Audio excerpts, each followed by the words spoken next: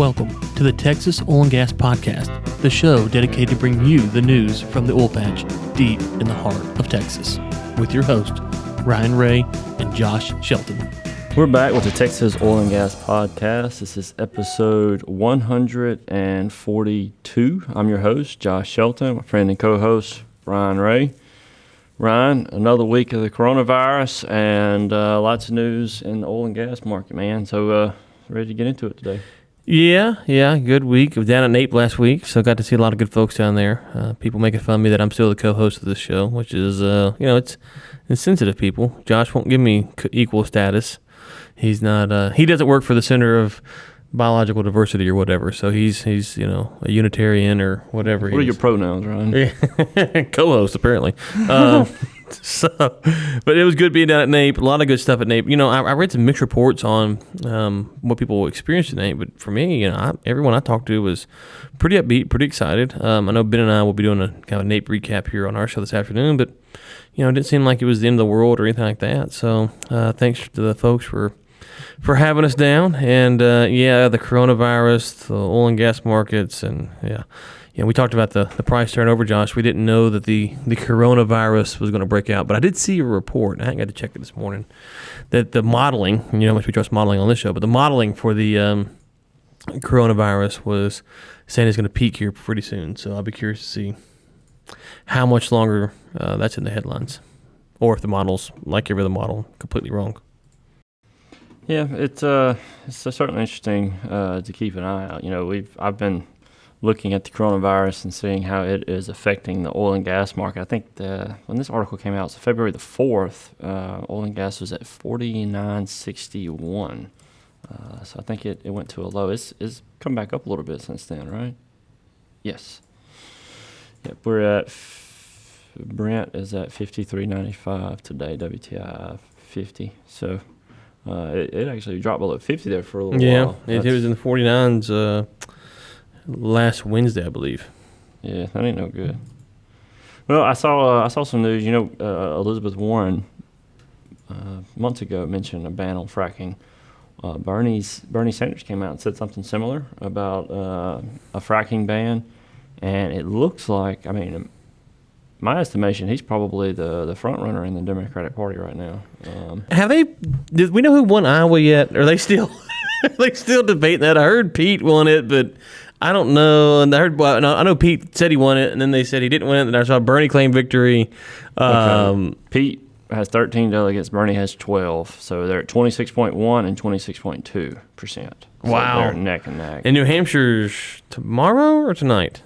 Tomorrow, isn't it? I am not. Tomorrow. Okay. Tomorrow. So Tuesday, because they'll be listening to this tomorrow. Caucus, So, yep. Tuesday. Yeah, wow. Okay. And Biden was in actually fourth place. So I don't know what Pete whatever Buttigieg. I don't know what his stance on fracking is, but I know the second two, Bernie and Elizabeth, they're both for a ban on fracking. So something to keep an eye on. I think that's. Yeah, I heard someone the other day saying that they didn't expect a lot of change in the markets regardless of who the Democratic nominee were. And I found that interesting because if you have Sanders or Warren coming out and they keep with the same rhetoric that they've had the primary season, it's hard to imagine that the markets wouldn't be concerned. At least the oil and gas markets wouldn't be concerned because if they get into a general primary with Trump and say those things, then I can't imagine how people wouldn't be concerned about the impact of that. And it would actually probably, if you think about it, it would actually help prices maybe. Because the fear of the shortage, because they'd ban it. So actually, hold on, let's work this through here. maybe we want to feel the burn in the primary season. Yeah. It would be interesting. Get the prices up. It would be interesting to hear a debate between your market optimist and Speakner.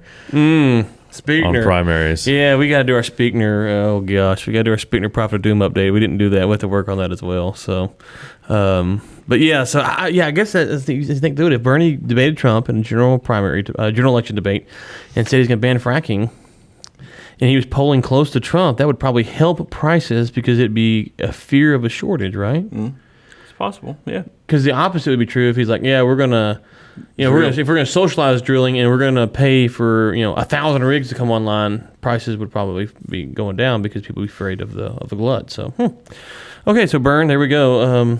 There's your oil and gas pitch. There's your oil and gas pitch, and for socialists like you and Nate, that's probably why y'all are going to vote for Bernie. That's not fair. I'm a full-on communist. He's the closest you got right now.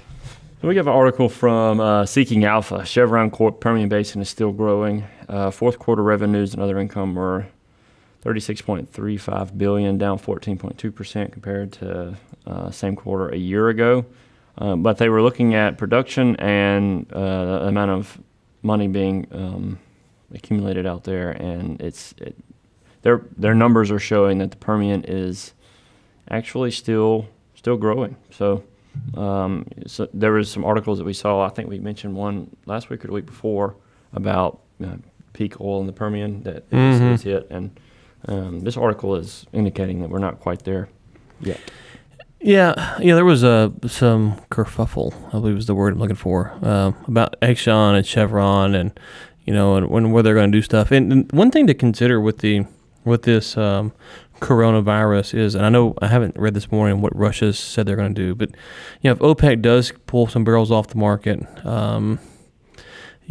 at some point, I don't think this is going to be pandemic level where everyone's going to die and stuff like that. So if that happens, obviously prices will go way down because we won't need oil anymore. But since that's not going to happen, if OPEC does pull back some market and some of these softer prices, if they're prolonged for, let's say, March and April, you might see some companies that kind of get into some rough shape.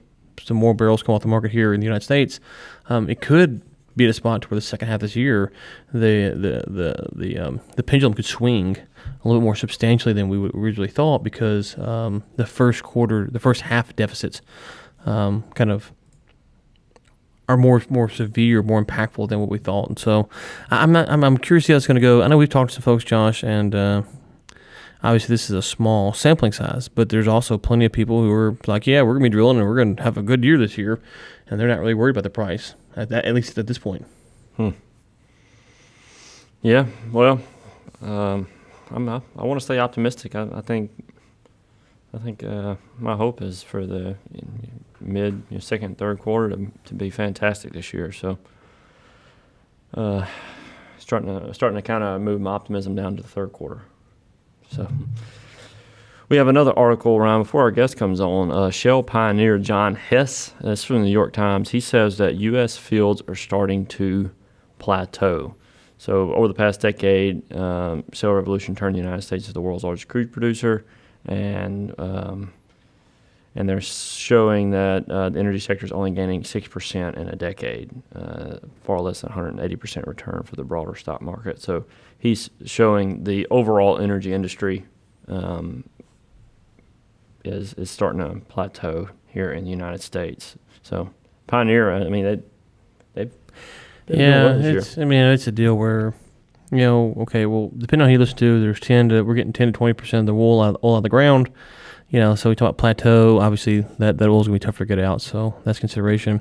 But that's also, listen, 30 years ago they weren't getting this oil out of the ground. So 15, 20 years from now, will we be able to get the oil out, the remaining barrels out of the ground easier? I don't know. You would suspect we could at some point.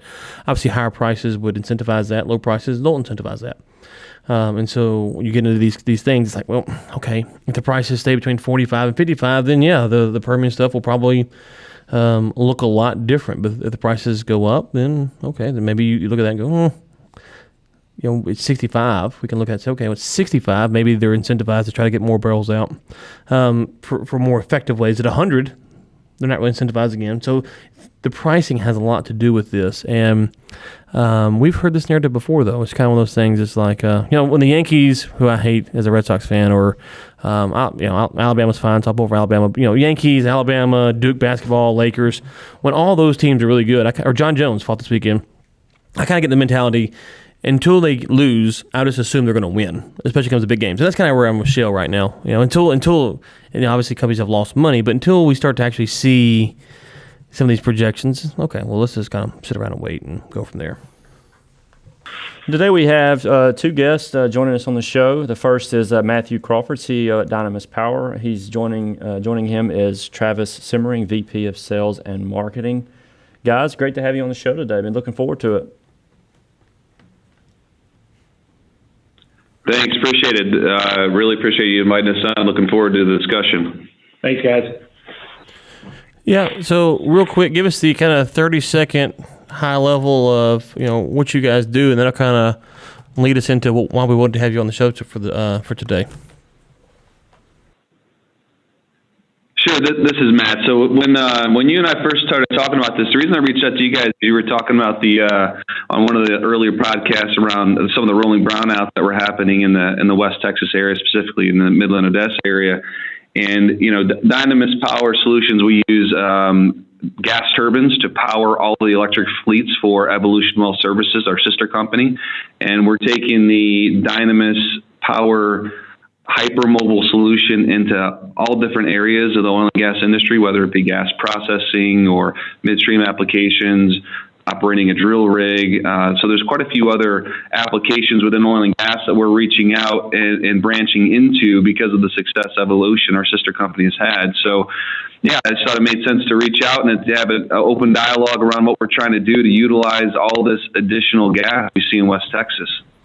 Yeah, so let's go back and let's talk about those brownouts, because we did cover that story. Let's kind of refresh everybody on what happened, and from your perspective, maybe some things the industry could have done to, I don't know if prevent's the right word, because sometimes these problems you don't realize, by the time you can realize you could prevent it, it's too late. But moving forward, some ways that we can look at from an industry help preventing some of those things.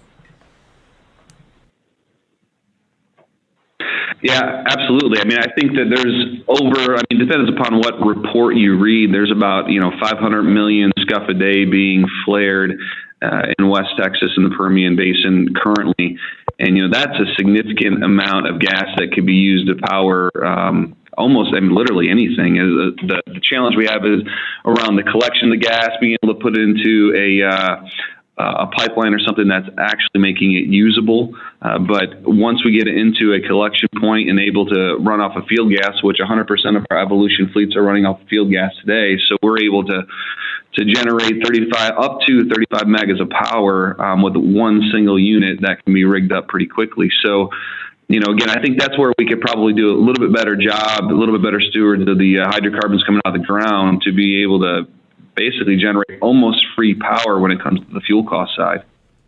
Yeah, so one of the things, let's get into that. You said fuel costs. One of the things I've heard about this technology, some of the folks that are kind of against it said, well, when you look at using natural gas prices are cheap right now. Diesel prices, they're not high, but they're more expensive. But, if the natural gas prices, they go up marginally, the diesel price kind of stays where it is, you might get a spot to where you don't need the natural gas, but the natural gas is actually a deficit, and you've transitioned over to these e-frac type mentality, and it's not as cost effective in that market. What would you say to maybe someone who's concerned about that? Yeah, so this is Travis. I mean, the difference between fueling off natural gas and diesel is, typical rule of thumb is about 10-to-1 cost differential. So we're talking about a pretty significant increase in the cost of natural gas that would kind of offset that thinking, right? So, I mean, we're at whatever you want to call it, depending on how your accounting principles have you assign a cost of gas, somewhere in the $2 range or less than $1 if you're looking at Waha. So even doubling or tripling that really doesn't offset the cost of diesel. Okay, so you would say that the change would have to be so significant that in the current market, it's almost hard to even imagine us getting there. Because it's just the order of magnitude is just so large. Yeah, I mean, that's really what I was getting at. So if you look at, long gas prices, it looks like we're going to be in this state for a while, right? And so I think that, imagining $10 gas is pretty kind of a stretch, right? So natural gas as a fuel source seems to be a pretty safe putt. Yeah, and the reality is that if natural gas goes up that much, more than likely you're seeing a price increase in oil, which then thereby you see a price increase down the road with diesel. And one of the thought processes too. If you just think about even from putting cost aside for a second, obviously economics are always going to be the driving decision maker. But if you think about taking the oil out of the ground, trucking it to a refinery, turning it into some form of diesel, then trucking it back into the Permian, when all the while you could just be using the natural gas that's already there with mobile units. The overall carbon footprint of a diesel molecule is pretty high too. So in addition to the cost, you also have the environmental aspects of it, to saying, hey, listen, there's a simpler way to do this. Take some infrastructure investments in some cases to be able to get enough of the gas collected in one location. So I'm not denying that, but there's a better way to do it than just continuing to pull diesel back into the West Texas area. When we talked offline back, I guess it was before the polar plunge. You talked about the trucking aspect, and that's one thing that kind of gets lost in this, and I wasn't even thinking about it in those terms. Josh and I have talked on the show multiple times about the impact that the roads are that the trucks are having on the roads out in West Texas or the Eagle Ford or wherever, and part of that is they're carrying around things like diesel fuel. Obviously, they're carrying around equipment and a lot of other things. And then we've also talked about the tragic deaths that are on the roads out there. And so, listen, we're not looking to get rid of people's jobs. That's not what we're not advocating for that, but we are free market guys, and if a free market solution is better, then we need to have that discussion. And part of what you guys are saying is you can eliminate some trucks, which A, will bring down the wrecks and fatalities, B, will lower insurance costs, C, will be good for the taxpayer because the roads will not be, the wear and tear on the roads is reduced. I don't know if y'all know how much it'd be reduced by, but it would be reduced. And those are things that when you it's not maybe the direct thing that everyone thinks about, but that actually impacts a lot of people and needs to be brought up when you talk about switching away from diesel to using the gas. No, I think you're dead on there, because when we actually, if you use evolution as a good test study, so when you think about the logistics of a frac pad, when you got the sand trucks coming in and out, you have the diesel fueling trucks that are coming in and out. It's like Grand Central Station with those trucks coming in and out of the roads constantly. Just by eliminating any of the diesel trucks that come in, just logistics wise, the improvements that we've been able to see on the evolution side of the house with pressure pumping, I think it's a good test case to all those trucks eliminated from that process. You take that to a grander scale and say, hey, we're going to significantly reduce the number of diesel trucks coming in and out of the West Texas Permian area. That's a huge improvement. I was with Baker Hughes prior to joining Dynamis, and we were very tough on folks when it came to driver safety. The stats that we had shared was that there's a death in the Permian area related to vehicular accidents every 27 hours. I don't know if that data is still accurate, but that was something that really drove home with us to try to eliminate the number of people that are on the roads, or at least bring it down to the point where you're increasing the safety factor by quite a bit. Yeah, safety, insurance costs, and the insurance costs obviously for some companies is going to vary, but the fatality rate, not to make light of fatalities, but obviously the fatality rate for drivers for companies that have trucks, their insurance costs for fatalities. So not only do you save lives, you save monies, and then again back to the taxpayers with the roads who are they're paying their taxes to repair the roads every so often. These big trucks come out there. So there's a lot of impacts there that I think that need to be considered. And I'm not saying it's the case to switch or not to switch. I'm not really advocating either way. But when we talked, that was one of the things I really hadn't thought about. And I thought, that's something that needs to be brought up. Let's talk about, you said, okay, hey, you're going to save money. You're going to take some trucks off the road. You're going to reduce your carbon footprint, this, that, and the other. What about maintenance? One of the things that, if you're hearing this and you're going, okay, we kind of have our maintenance crews. We kind of know how maintenance works. We know where our parts are. We know all this stuff. Switching to this, how are we going to repair this stuff? Where are the parts coming from? For folks, how does that work? Because to me, I'm not a mechanical guy at all. But I can, once I kind of learn how to do something, I'd be kind of scared to switch, just because if it breaks, how do I fix it? Yeah. So this is Travis. I think the easiest way to handle that is typically when we explain to somebody switching to a gas turbine, it does feel a little uncomfortable. They're used to working on their diesel. And the best thing we can tell them is, look, just don't touch that gas turbine, right? So there are folks that are trained to work on the gas turbine. We have, 30 plus folks out in the field that work on our gas turbines as well as operator gas turbines. And the reality is the maintenance required for gas turbine is significantly in a diesel machine. So you just kind of get that in your mind. you don't have to do significant maintenance for about 3, sometimes 5 years. In the pressure pumping world, it's even further than that because it's based on the number of run hours. And so once folks get comfortable with that and they see that their gas turbine kind of just runs and doesn't have any issues, you see them getting a little more comfortable with the fact that, hey, that machine over there is operated by, professionals that know how to do that, right? And there's a lot of these companies out in the Permian now that are doing O&M on gas turbines because it's becoming, a lot more of a hot commodity, I guess. Yeah, to give you guys an idea, this is Matt. When it comes to a gas turbine, minor and major overhauls is what we refer to them as. You don't have to do anything major with that gas turbine for the first 25,000 hours of runtime. To give you an idea, in the pressure pumping world, you're probably running at about 4,000 to 5,000 hours per year, ballpark. So you've got quite a few years before you've got to do any type of really major maintenance on that, which is much different to your point earlier. It's much different. People are used to working on diesels all the time because they require kind of routine, regular maintenance. And it's just a different technology requiring a different type of maintenance. And really, it's the intervals between the maintenance are quite a bit further out in comparison between the two technologies. Yeah, and so on that, let's talk about I know what you're saying is, hey, we don't need to repair as often, but is there enough mechanics out there to repair the machines that will be in the field? So could you run to a spot where you've got a plethora of diesel mechanics per se, or folks who have been trained on working on these diesel machines, but is there enough to handle moving to gas turbines? Is there enough mechanics out there for those for that kind of that large scale transition?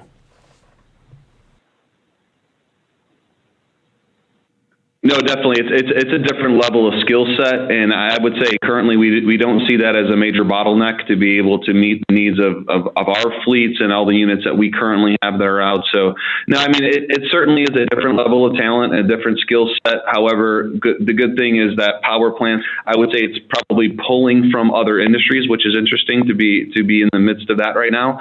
But at the end of the day, a gas turbine rotates, and it doesn't know if it's turning a generator that powers a frac fleet or a stream asset or a city generator. It just doesn't. It's the same.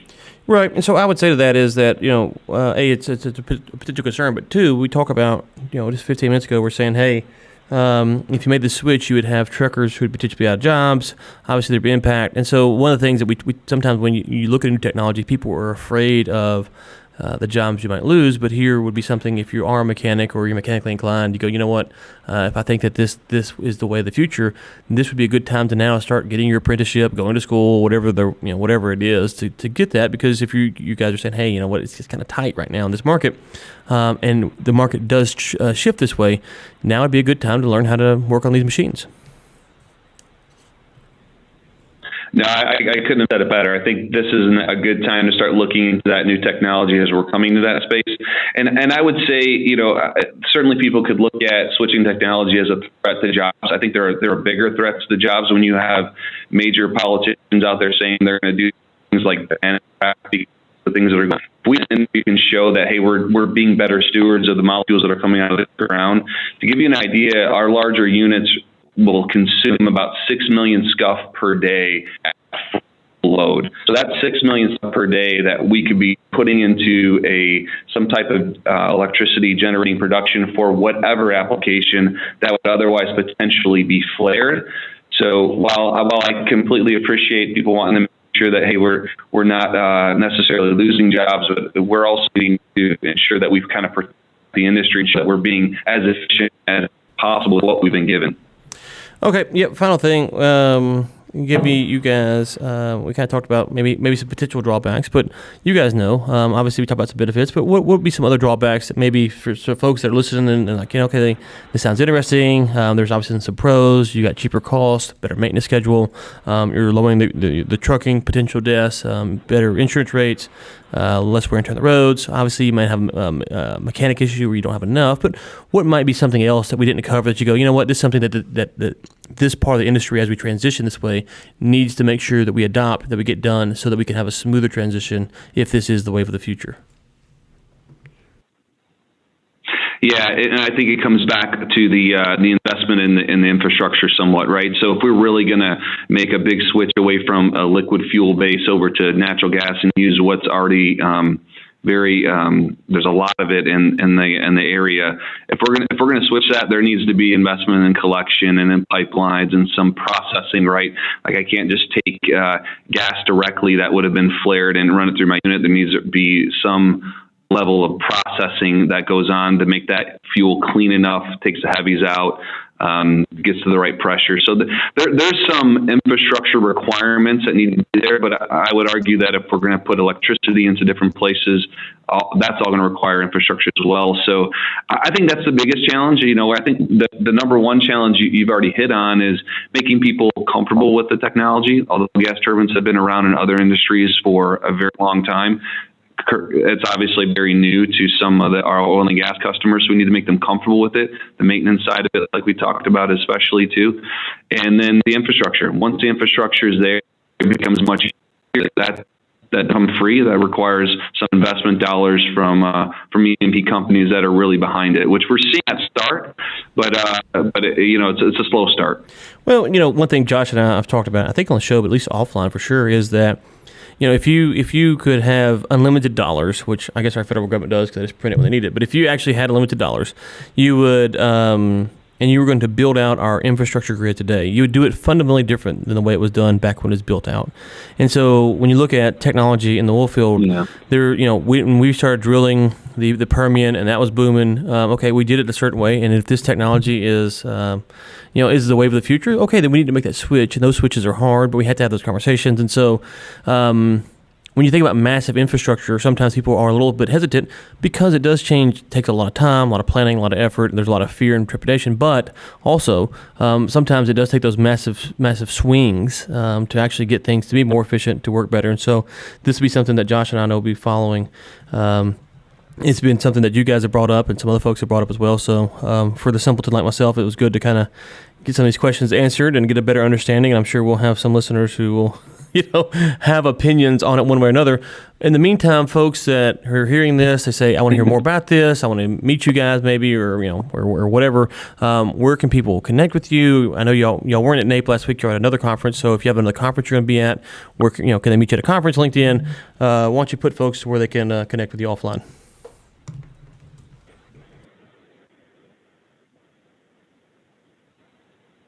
Sure, yeah. So you can reach us at www.dynamisps.com, and then also our LinkedIn page is Dynamis Power Solutions. You can reach out to Matt or myself, Travis, directly.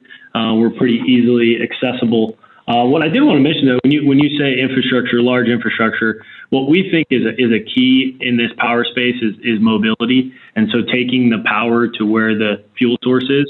And so folks that are afraid of it, that's why we want to educate them on how accessible the power can be versus these large infrastructure plays. But, we'd love to talk to folks further about, building out their power infrastructure and a larger power strategy. Yeah, and to be clear, I'm saying that, if you're going to buy a new truck, it's not like we're saying, hey, we're deciding between the Ram 2500 and the Ford F-250. When you start thinking these grandiose type big pieces of machinery, long-term maintenance cycles, you start to go, oh, it's just kind of scary because you're like, okay, this is a 15-year deal. What if it didn't work out? How am I going to fit, and do I do one? Do I do four? Do I got to build a pipeline? You start thinking, and it can compound on you very quickly. And the only thing I'm trying to say is that, yes, that you guys are a little bit different, but also, part of the infrastructure problems that we see here in the United States as far as either roads or electricity or whatever is because we have a system that was built before we have the technology we do today. So as we move forward, we want to try to make sure that we are keeping up going, okay, you know what? We did it this way. It worked really good and that was great, but now we want to maybe transition to this, and this might be one of those technologies that is a good catalyst for that kind of movement.